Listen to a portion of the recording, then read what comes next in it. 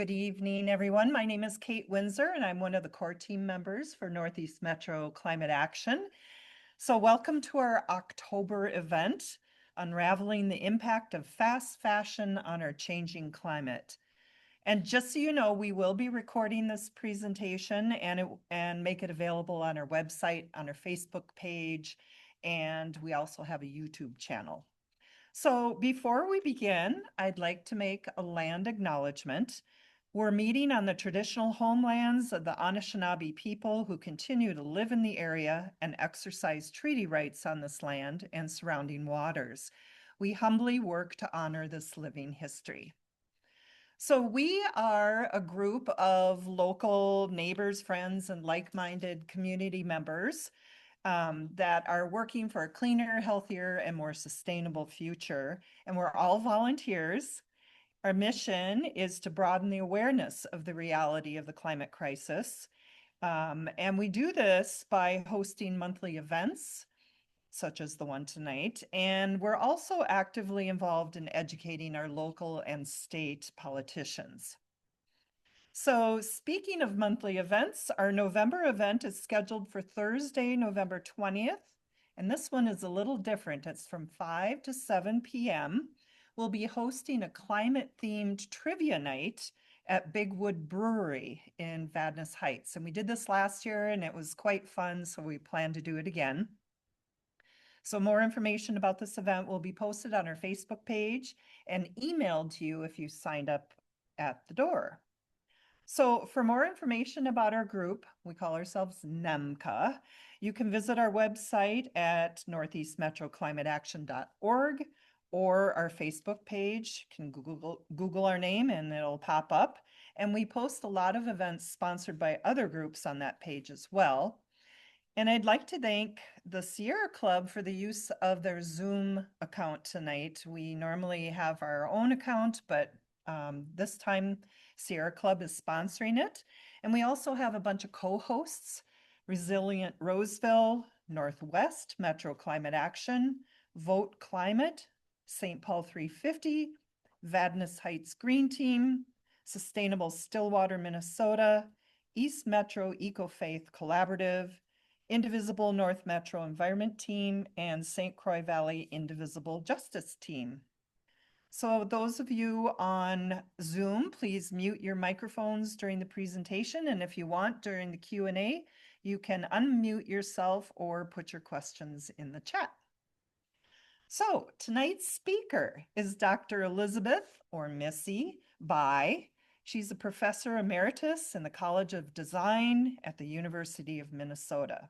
Her scholarship balances published research and creative works with a focus on the relationship between design, manufacturing, sustainability, social responsible design, human factors, sizing and fit of wearable products. Dr. Bai is an International Textile and Apparel Association Distinguished Scholar, and we're really happy she's here tonight to talk to us about fast fashion. Welcome, Dr. Bai.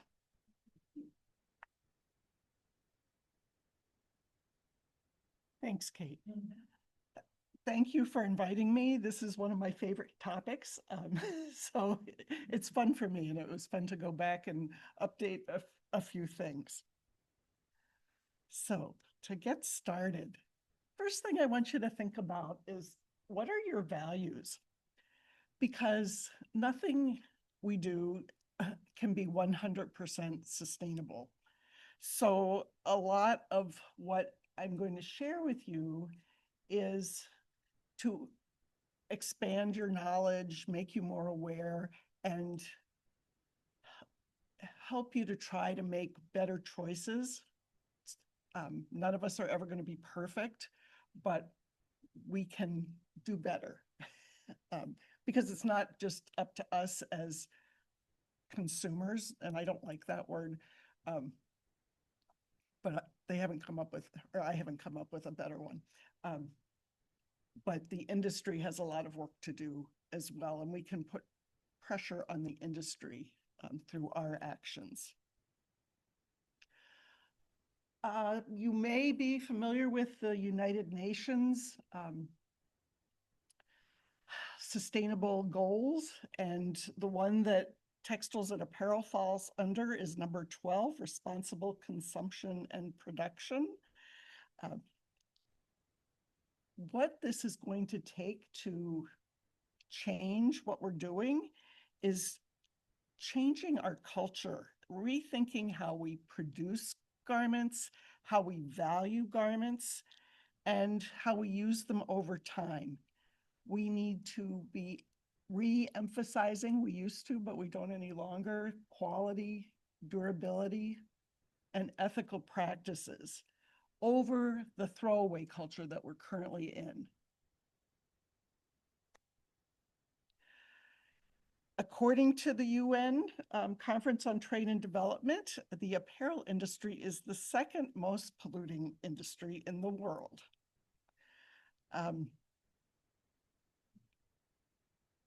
For many reasons, but one of them is that our consumption has increased dramatically.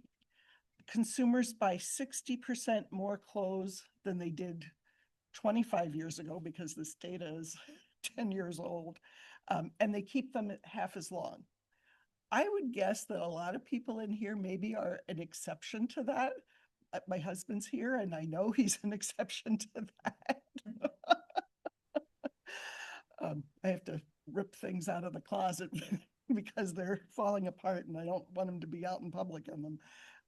Anyway, in the US, 17 million tons of textiles are discarded annually. That comes out to 100 pounds per person.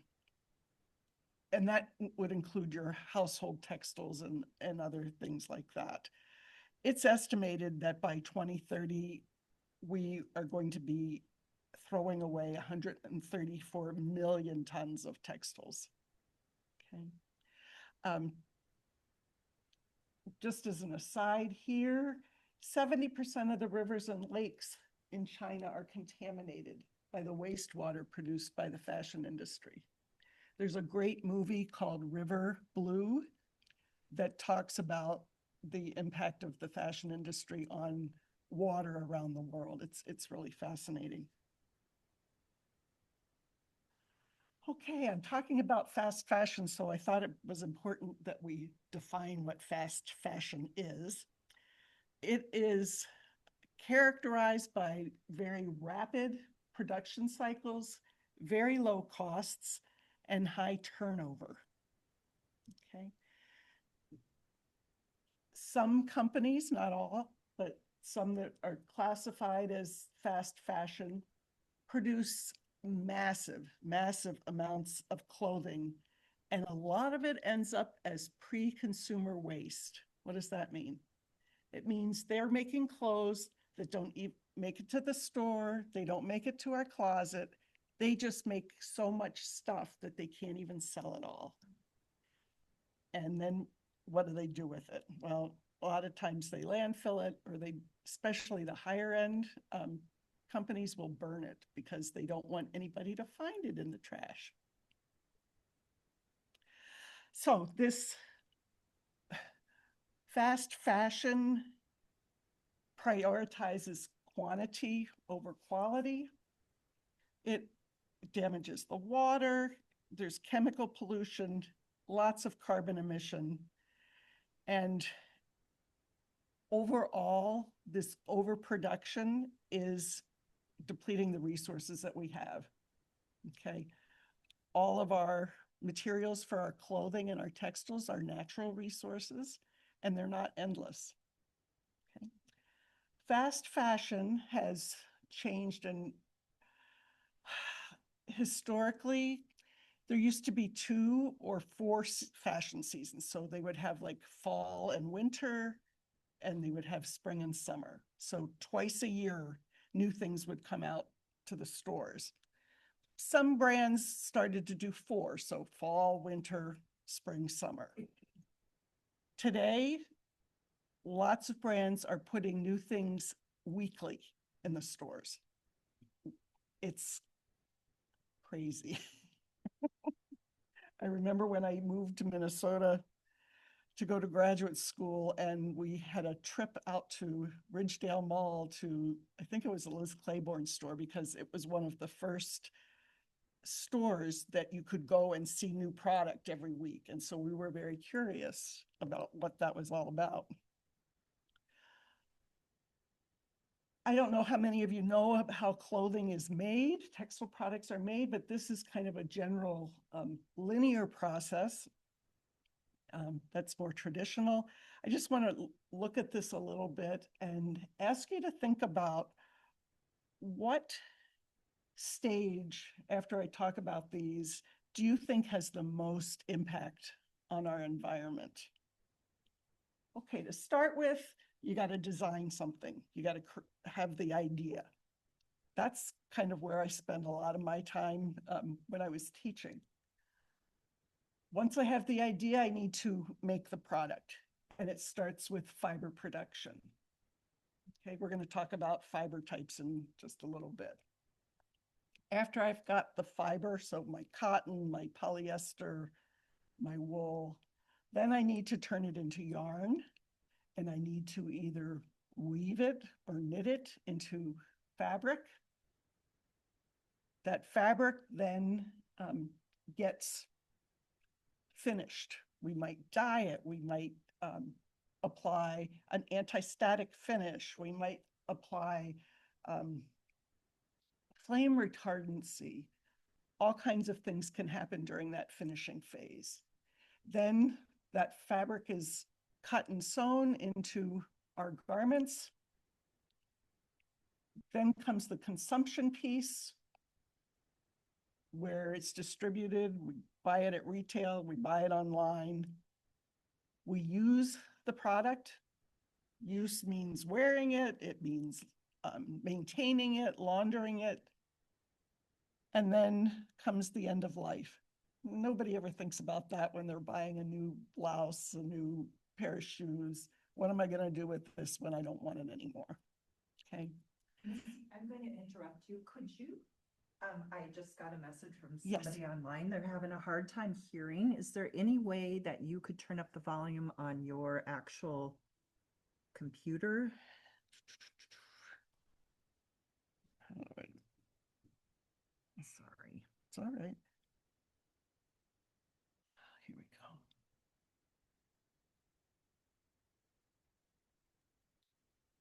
Okay, it says 100%. Okay.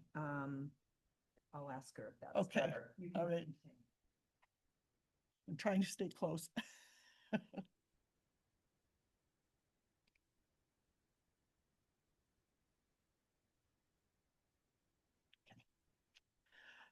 So we were at end of life, and that can be collecting those materials, sorting.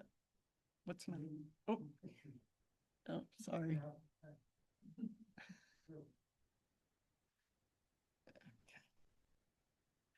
Okay.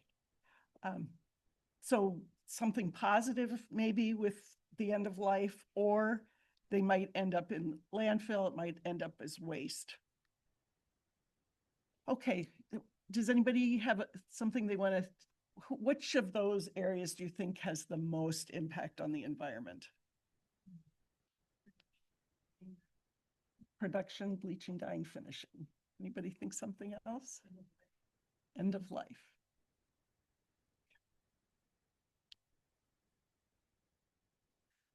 Okay, here we go. The most impact is the fiber production sector. Okay, and that's all of our natural resources that are getting used. The second most impact is use. It's our laundry. It's how we take care of our clothing. And then the third is the bleaching and dyeing. And that area is experiencing a lot of innovation. They're doing a lot of waterless dyeing, different processes. So that piece is starting to improve.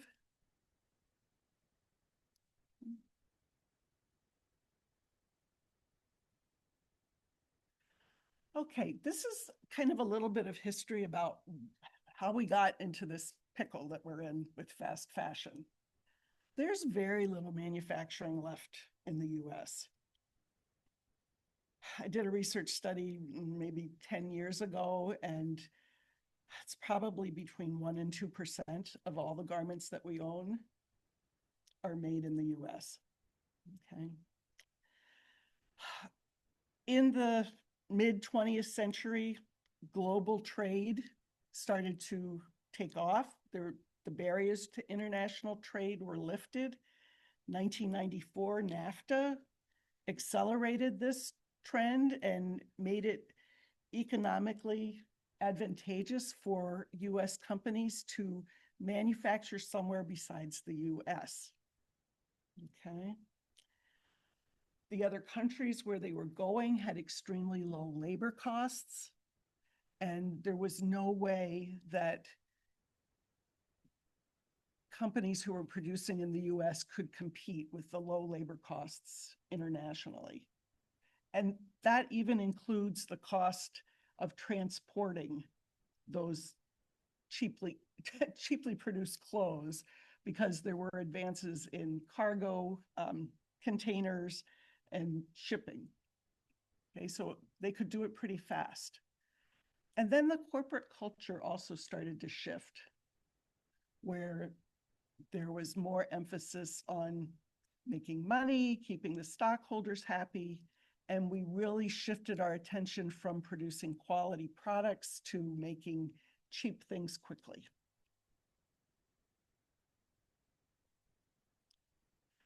So we started to do a lot of outsourcing, and that is what gave rise to fast fashion.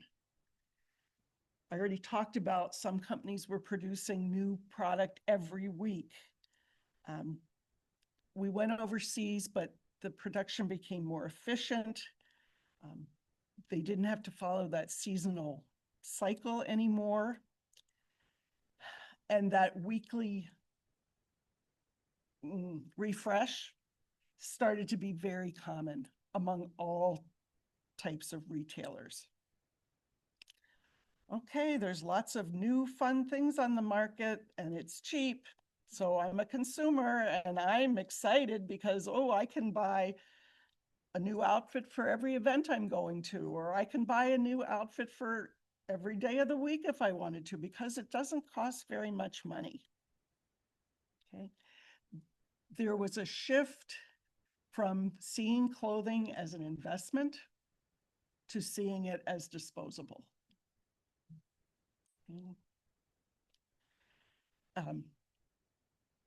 In order to do this, there was exploitation of labor.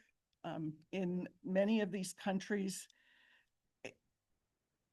the schedule, the poor pay, the long working hours, the working conditions, if you haven't ever seen a video or pictures of the conditions in many, many factories, it's just abysmal. Not everyone, but many, many. And then all that starts to come together and really impact our environment. We've got all these cheap, low quality materials. Stuff doesn't last long. Nobody wants it secondhand. Our resources are getting used up. And garments are just not designed to be worn as long as they used to be. Okay.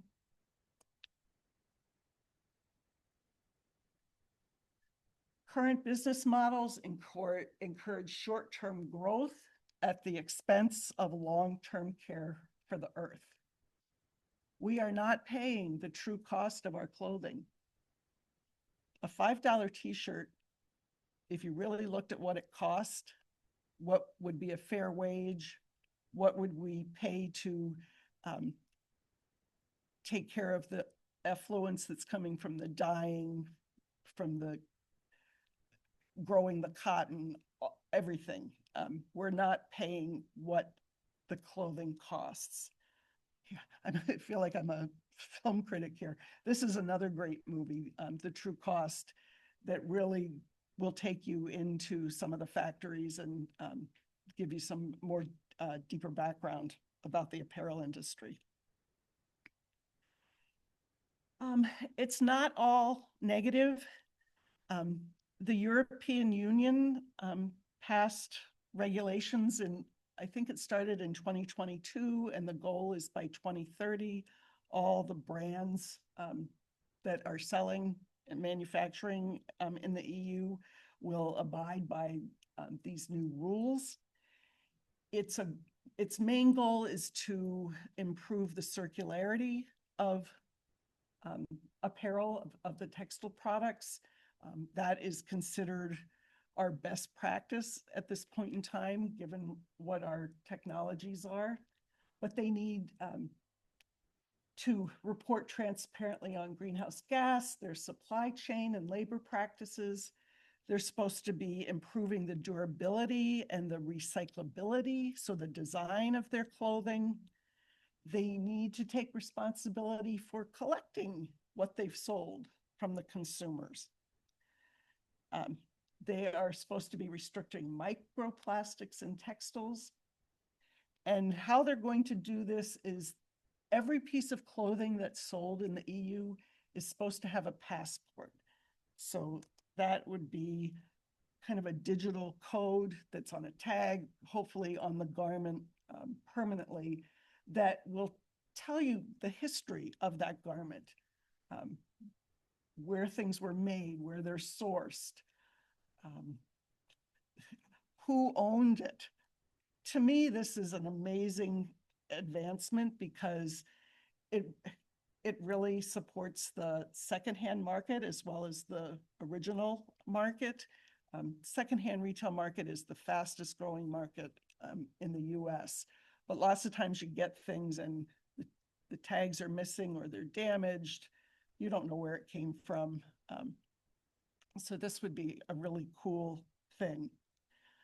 In 2024, California passed the US's first extended product responsibility law, which means that the brands who sell in California are going to have a plan in place to recover, to recycle the products that they sell. They need to somehow, and I think there's going to be third parties involved.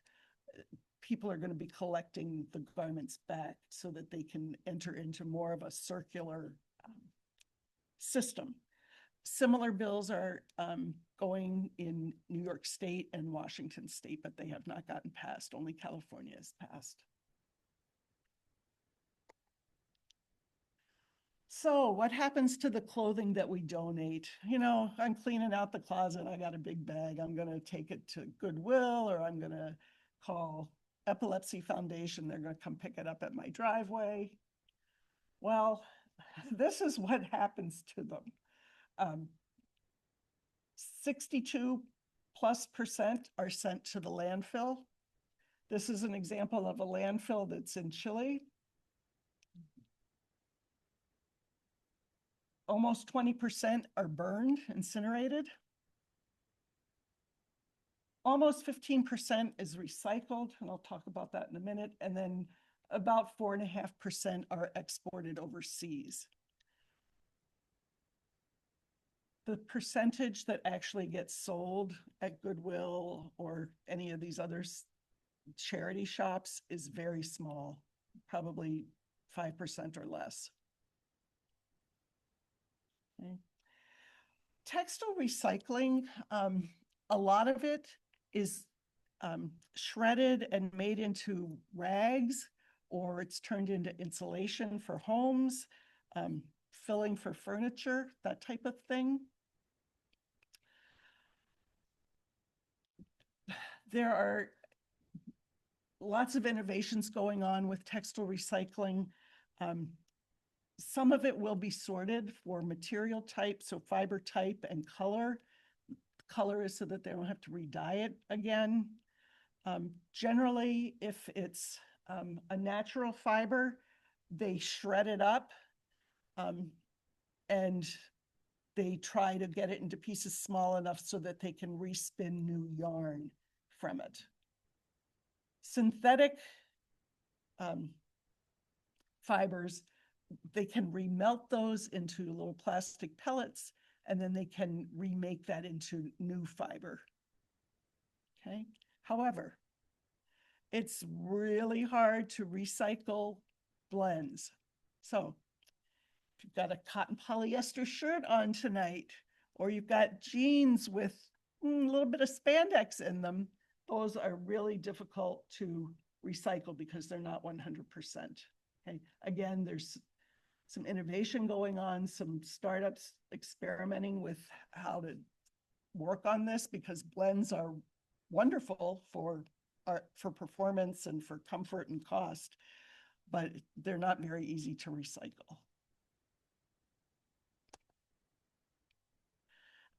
Here is a market in Ghana, Kanamata Market, where a lot of these huge bales of clothing it's part of that 4.5% that gets shipped overseas. So the vendors there handle 25 million garments a month that come in. They bid on these big bales, they unpack them, they have to go through them and see what they can use, what is unsalvageable. And then what they don't use ends up here, and it's clogging the waterways, interfering with the fishing here in Ghana.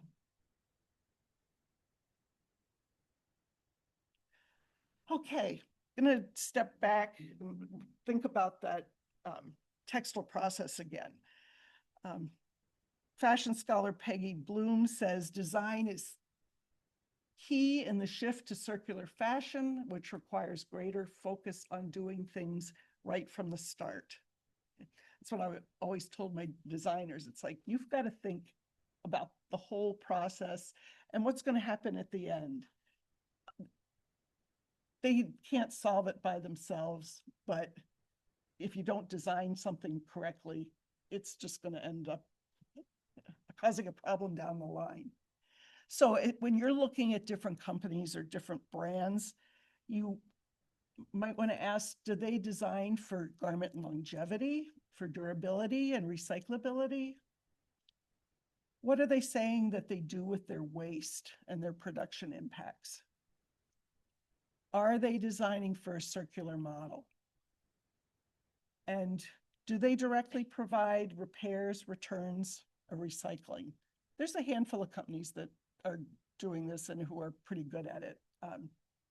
This is Eileen Fisher. They take their clothing back, they repair it and resell it.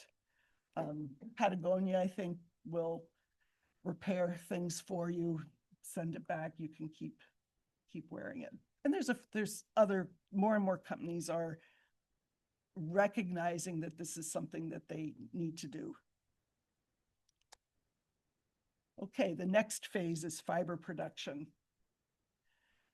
I'm going to give you a quick textile class. Two different main categories: natural fibers and manufactured synthetic. I had a professor who didn't want me to say man-made because they were some made by women. But under the natural category, we have cellulose-based, so plants, primarily cotton and flax are the two biggest out of that list. And then protein-based are animal-based fibers. So we have our wools, our animal hair fibers, and silk. Okay. And I'm just going to focus on the main fibers because this is a whole semester class.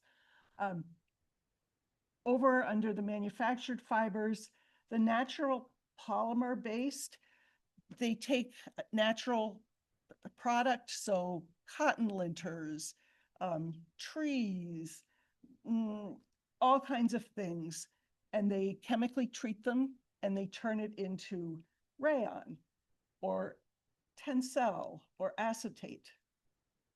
Okay. Historic productions of rayon are extremely toxic. They're terrible. So you want to really pay attention if you're buying something made from rayon. The lyocell is done in a closed loop system, and it's well done. Then the totally synthetic polymer based, that's all fossil fuels. Polyester, nylon, olefin, those are the ones that you're probably most, acrylic, those are probably the ones you're most familiar with, okay? Using fossil fuels, not going to get replaced very quickly. Do you know what your shirt is made of that you have on tonight? Most care labels, the fibers in the side part of it, that's after something catches my eye, that's the first thing I look at. What is the fiber content? Because it makes a huge difference in this whole scheme of what impact is it going to have. Cotton, everybody loves cotton. Only about 1.5% of the cotton sold in the US is organic. Conventional cotton is the majority of the market. 10% of the world's pesticides are used on cotton plants. I'm not going to read every single line here. One t-shirt requires 1/3 of a pound of pesticides. Cotton is an extremely water-thirsty plant. It causes drought from excessive irrigation. And the processing of cotton, bleaching it, dyeing it, getting it ready, uses thousands of, volume of water. That's before we even get to the care part where I got to wash my cotton t-shirt at home.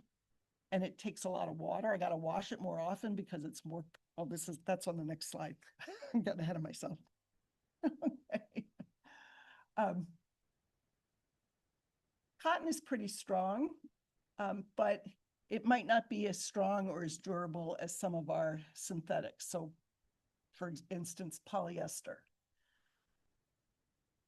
It might be better to buy a cotton polyester t-shirt because it might last longer than 100% cotton. It'll definitely use less water and energy to dry because the polyester doesn't hold water and it dries very quickly.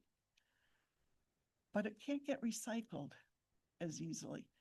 This is where this value idea comes in. It's like, well, there's no absolutely correct answer. Cotton's pretty strong. It can withstand washing and detergents.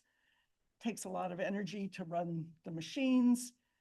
It does need to get washed more often because it supports the growth of microbes, which is why we're washing in the first place.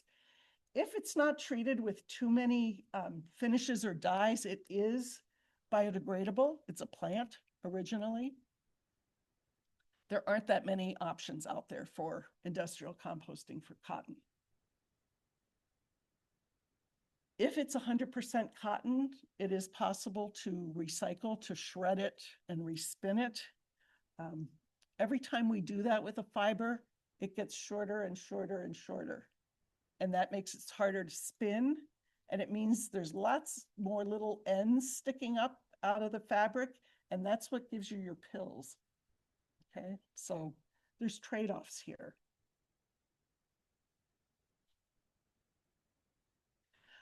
Have you ever, are you familiar with fox fiber?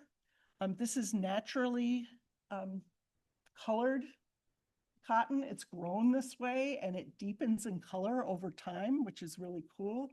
Twice the price of cotton, but you don't have the same dyeing and finishing issues.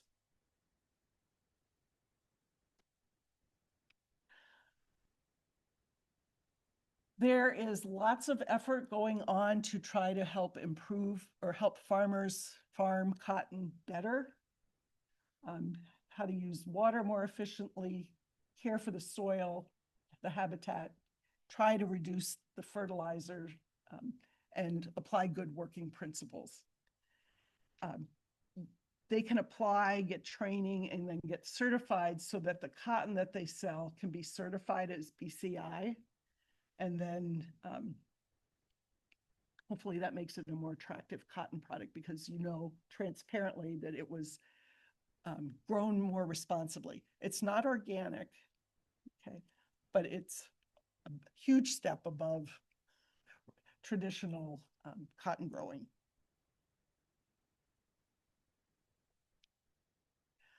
Silk, silk's a luxury fiber, but it's natural. Those little worms are spinning their cocoons.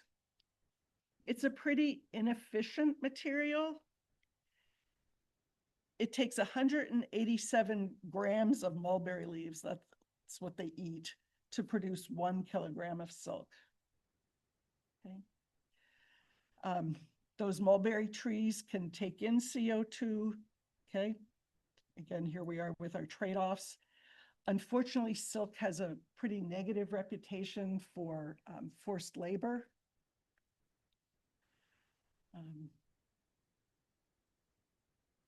But it can be a highly desirable fiber because of the luxury, because of the luster that it has. It helps to share the culture of the places where it is made.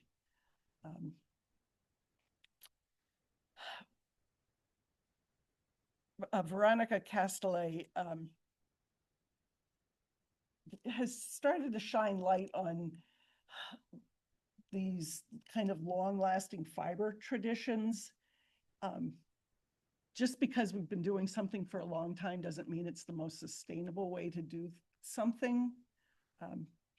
But you need to work with people where they are, where they live, what they value in their culture, and together try to figure what might be more sustainable. In addition, there's often cultural or religious significance to silk production, as there is with wool. Wool is the original eco-fiber. And the question I have on my test in textiles is, what is Dr. Bai's favorite fiber? It's wool. It is 100% natural, renewable, biodegradable. It is the most used and reused and recycled fiber in the world. Wool is breathable, it's water resistant, it's flame retardant, it doesn't wrinkle, unless you're allergic to it, it's a fabulous fiber and you can wear it in the summer as well as the winter.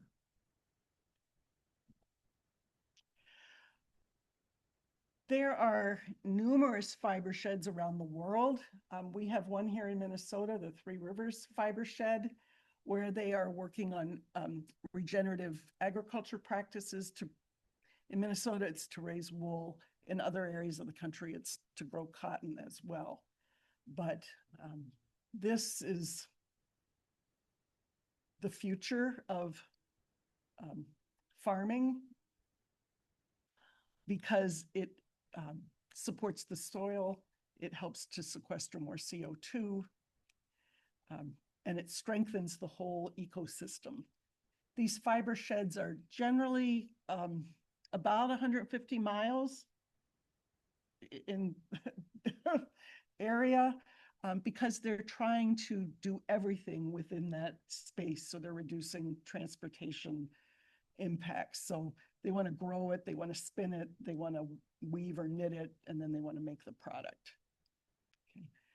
Okay. Because back in the 70s and 80s, we closed down all these mills and production sites, there's not very much institutional knowledge about how to do any of this. So it's really a challenge for a lot of these fiber sheds to get things to work. Linen, when it's produced naturally, which it is most of the time, it is the most environmentally friendly fiber. It has minimal environmental impact. It doesn't need very much water or defoliant. It stores carbon. They use the whole plant. Some of you probably have flax seeds in the morning with your breakfast, but they're able to use the whole plant. the flax itself is very resilient, and it'll grow in poor soil.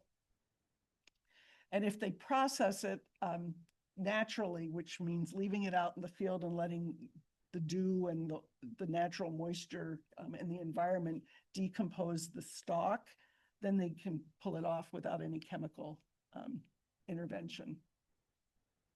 Oh, look for more things made from linen and don't worry about the wrinkles.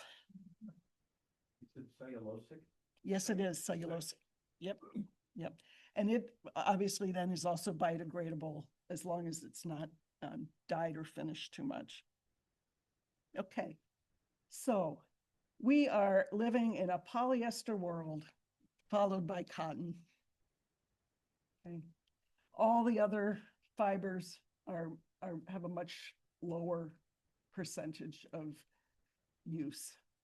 So the polyester is the problem. Cotton's not such a big savior anyway, but we are seeing some shift in cotton growing that should have an impact, positive impact. So what are some of the impacts of synthetics? And this is primarily polyester, nylon, and acrylic. It's petroleum-based. It's a non-renewable resource.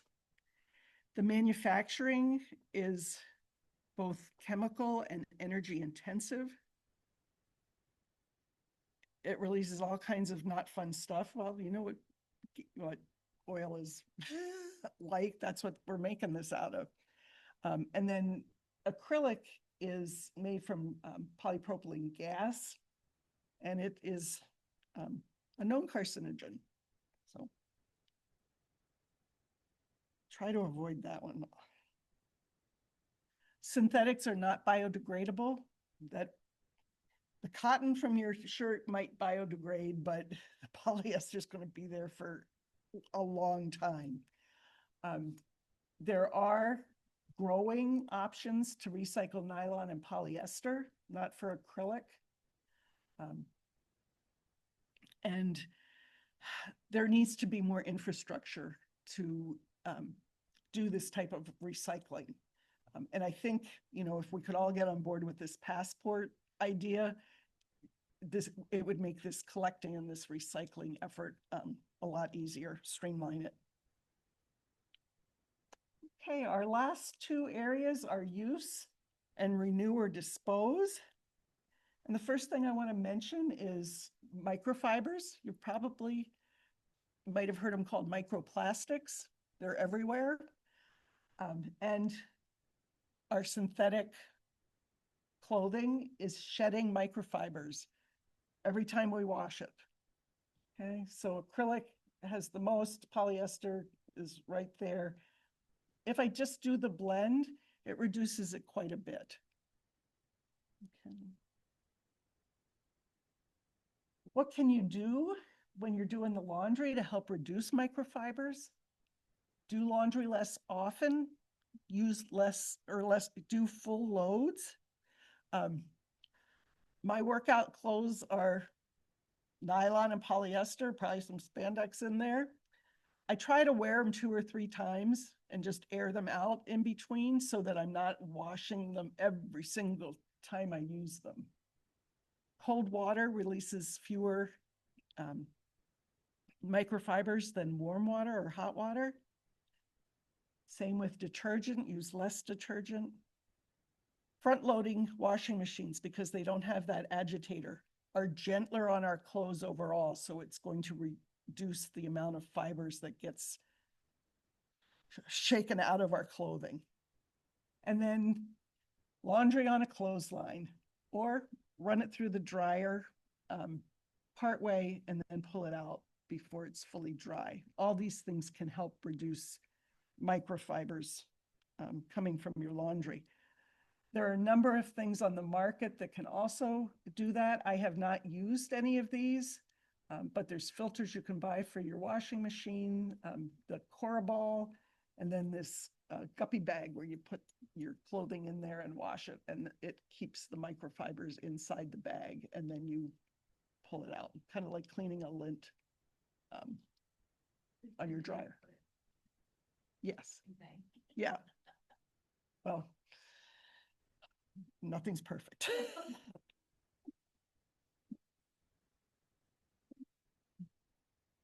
How to help? Promote the use of recycled polyester and nylon. Look for that when you're buying products. There's some really good independent third-party labeling, OCO Tex and Blue Sign certified. You'll see these on a lot of products. I've been seeing a lot of the OKO on home textiles. So sheets, towels, bath mats, that type of thing. Okay. You want to be sure that your recycling is not coming from new water bottles. We want the source to be old polyester clothing.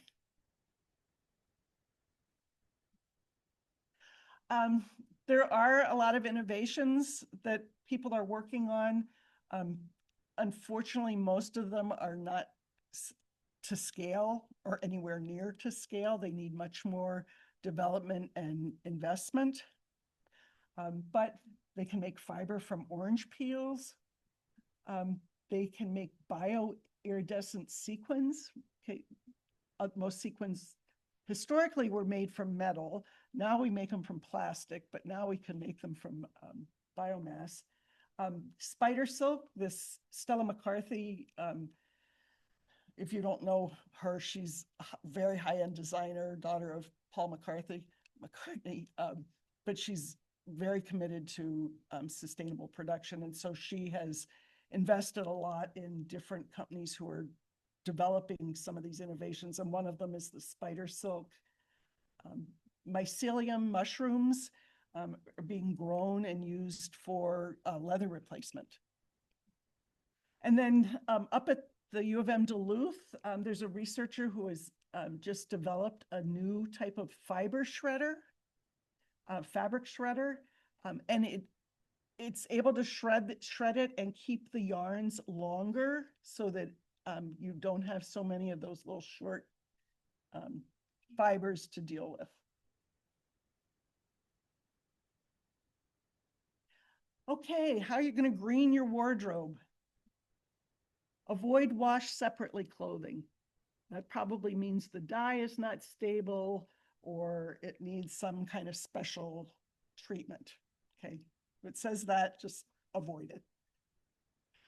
Avoid permanent press products. They're permanent press because they've had formaldehyde applied to them. So pants, shirts, sheets, not good. One of the most important things you can do is extend the life of your clothing.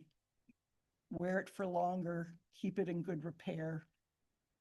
The most sustainable garment is the one that you already own. Okay. Use the front load washers, clothing line, or remove it before the dryer cycle ends. Wash in cold water. I feel like everybody does that, but maybe not. Wear garments multiple times and air or spot clean to refresh. Repair before you replace. Find a good tailor or learn to do it yourself. Okay, it's not hard to sew a button on. It's really not that hard to replace a zipper. Visible mending is very trendy right now. So whether it's on your elbow or, you know, on your jeans, it'll be very fashionable. So to kind of sum up, buy fewer, more high quality garments. Okay. Only buy what you need. It doesn't mean you can never buy anything new, but be conscientious about making your choice. You don't need, I'm guilty of this, I don't need 10 black t-shirts in my closet. I have, you know, one or two t-shirts that I probably spent $50 or $60 on. I've had them for years and they're beautiful and they don't pill and they're worth the money. Only it's just we're not used to having to spend that much for different garments. Wear them longer. Help them last longer by doing the laundry correctly. Repair the clothing. swap, sell, or donate directly. Pay attention to what's happening to where you're disposing of your garments. Swapping is great. Gifting. I think it's going to be exciting to see the circular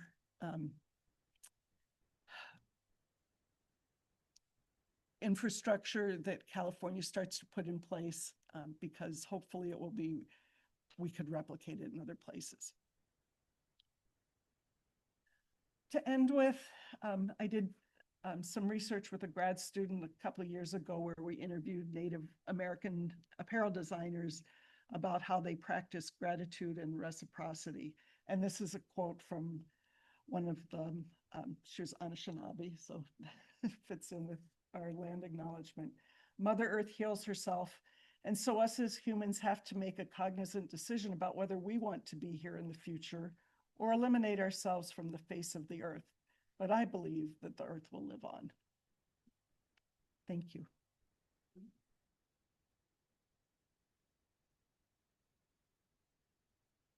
I'm just gonna pop in here. Okay. Stand by. All right. So before we take questions from the audience, I'm gonna be a little bit greedy and ask the first question. So I was just told yesterday at an event that H&M, who are probably trying to counter their not opinion, their Fast fashion. yeah, fast fashion practice. They will take textiles back at their store. You can bring in a bag of textiles. Now, I don't know what they do with them, but that's an option. And I also heard that Schuller Shoes in April will take socks, and they're really looking for wool socks, but they'll take any socks and in an attempt to recycle them. So Yeah. are there other things that you're aware of? And do you know what H&M does with those I textiles? don't know what H&M does with theirs, but it's worth asking. And just because something's fast fashion doesn't mean it's not good quality. I have purchased some things from different fast fashion retailers. One of my favorite is Uniqlo. They're a Korean company. And I have zero waste sweaters that I've purchased that I've worn for years. They make a lot of things in wool, really good basics, nicely constructed, good quality. So not everything. You need to know what you're looking for. Schuller Shoes has a bin year round for shoes. I just took 2 pairs of running shoes up there last weekend. So you need to become aware that there are other options besides the Goodwill bag, and I'm using that generically. Mhm. Yeah. Any questions from the audience? Question, I have a couple people in my life who are vegan, and that includes clothing, so they won't wear wool, for example. And one of the wool reason I think has to do with their feeling that of how the sheep are treated during the shearing process and everything. Do you know anything about that? Is that accurate? Sort of. Sure. He's asking about friends who are vegan and won't wear wool because they're concerned about the treatment of the sheep, particularly when they're being sheared. I've heard it doesn't hurt them, but everybody gets to make their own choices. I would steer them maybe towards some of these fiber shed outlets, because you can buy clothing through the fiber shed, or you could buy the yarn if you wanted to knit a sweater. But I think there you can be sure that those animals are being treated humanely. Yeah. Yeah. Where do you find quality t-shirts? Well, price is not always an indicator, but you want to look for something that you think is made with good quality cotton, so long fibers. The knit will probably be very soft and fine to the touch. Eileen Fisher makes really good t-shirts. I think one I have in my closet is from Judith McCran, which was a shop. I think it's still in business, but it's not in the same place out in St. Louis Park. But I've had it for 20 years and it still doesn't pill and it's still beautiful. So I think it's worth looking for that type of thing. Then would the Pima cotton be one of the examples then? Yes, Pima cotton means it's longer, the fiber's longer, and so it's smoother, it's easier to spin. It's not going to have as many of those loose ends to pill. Yeah. You see bamboo a lot now. Is that similar to linen?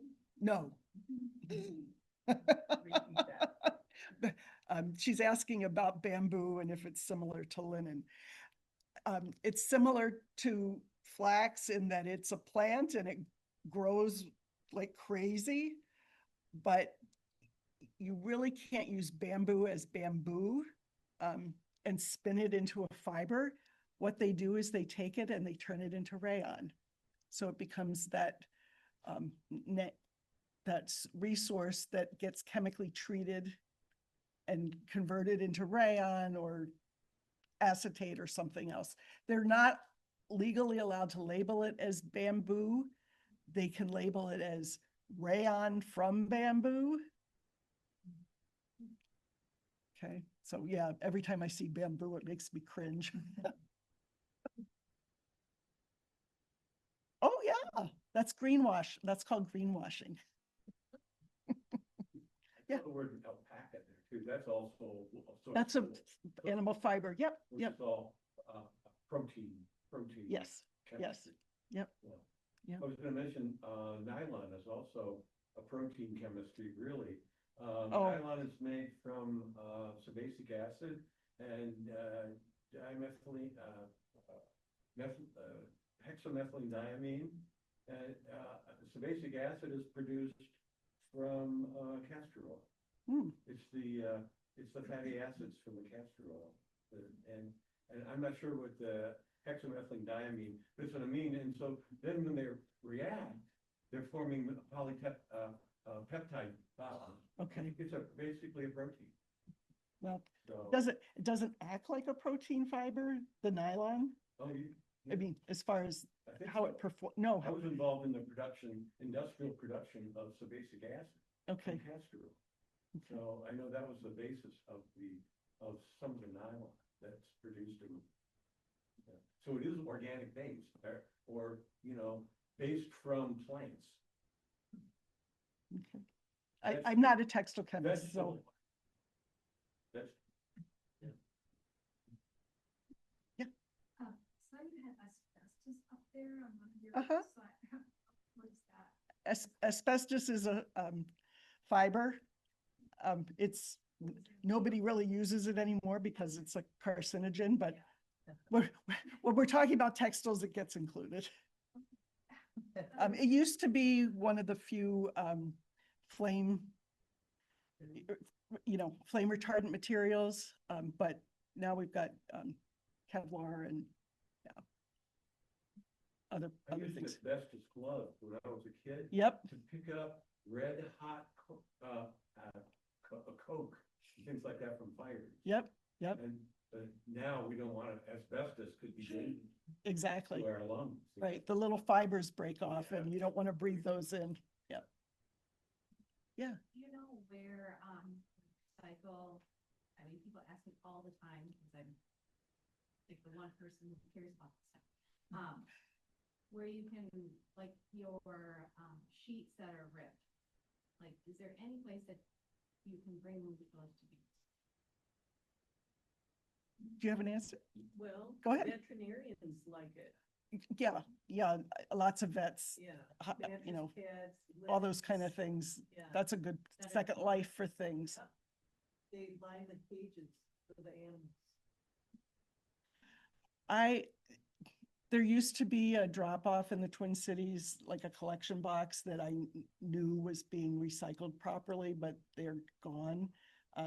I have started to use, let me check. what's Ridwell. They will collect both wearable textiles and beyond wearable textiles and get them to the right place. But it's very difficult. It's really difficult to research too. Yes. Because when you say that H&M are, they're taking stuff back, what are they doing? Mhm. And Yep. You can never, like the TerraCycle boxes and stuff are amazing, but where are they going? What are you doing? Yep, exactly. That's why I'm excited about the EU's transparency passport piece, because that will help a lot. I'm just going to get close to the microphone. So Oh. I do know that the Wildlife Rehabilitation Center in Roseville will take old towels as long as they don't have holes in them, because they need a lot of towels there. So what was it? The Wildlife Rehabilitation Center, On Dale Street. Dale, on Dale, yep, in Oh, Roseville. Highway 36. Mhm. But again, it's hard because you're doing it, you're doing it, you're doing it. We need some kind of a more centralized or coordinated effort, because you got to drive up there and then you got to drive up there. Right. Are there any online questions?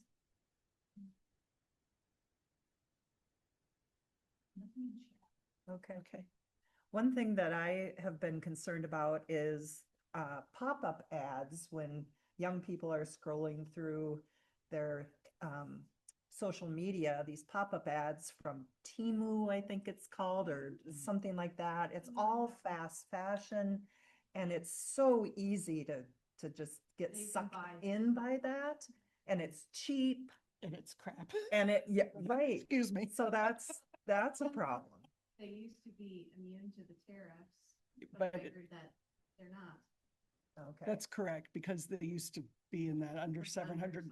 so much. $700. So that might be one good thing about the tariffs, so that it slows down that stuff. Any other questions? Yeah. So this isn't necessarily a question, but I have a daughter, she is 34. She is still wearing some clothes that I bought for her in junior high. That's I great. buy very good quality clothes. And yeah, she is still wearing them. And I also have a suit for my mom. If my mom were still living, she'd be 101. She wore this suit in her 20s. Oh, so this suit is 75 years old. And yeah, and it still looks great. And yes, and I have worn it. It's still in my closet. Well, it's that and I'm corporate wearing greed. They Yes. you make things so you need to buy, and again, 5 years, just like refrigerators and stuff. Exactly, exactly. What can you say or tell us about, you know, you see all of these fluorescent vests and all of that safety clothing. What do they make that out of? Or is it the dyes or? Well, if you're talking about like what the crossing guard wears, Yeah, I mean, that's some sort of a plastic. plastic? Yeah, it's got some kind of a coating finish on it to repel the water, and then they've just used some sort of whatever dye they use to get the color. But how do they make it reflective? They add something to the finish. Oh, 3M has little particles that reflect. Another issue Proprietary. with just going back to what you said in the back there about high quality clothing that your daughter is still wearing and your mother's suit. That's great if you can afford it. I try to buy high quality clothing and it's expensive. And so there is that problem of quality versus cost and what people can afford. Is there Yeah. anything you can add to that? It's true, and we're kind of all skewed because we've had such cheap prices for so long that we don't have a good idea of what something should really cost. And people don't recognize good quality. It's really hard for them to understand, what does a good quality fabric feel like? What do I look for? Like, does the zipper work? Do I check out the stitching? What about the buttonholes? All these things play into quality. And like I said, I think I said before, price is not always an indicator of quality. Sometimes you're paying for the label. A lot of times you're paying for the label. But if you know what to look for as far as the fabric and the construction, you can generally come out with something that's pretty well made for not cheap, but you don't have to spend $1,000 for a suit either. Yeah, one more question. So acrylic sounded like kind of food works. It's not great. Acrylic. Acrylic, yeah, acrylic. The chemical makeup is different. That's my textile chemist here. So it may be, polymers or something. Yeah, it's a polymer. Polyesters can be broken down, with hydrolysis back to their original monomers. Yeah, yeah, they can't recycle acrylic. Anytime I've ever been exposed to acrylic, it's just, when you have wool, again, unless you're allergic, it's just, there's no comparison. It feels fake to me. And it pills, it doesn't wear well. All right, you can stay around and ask more questions of Dr. Bai, but again, thank you. It was very informative.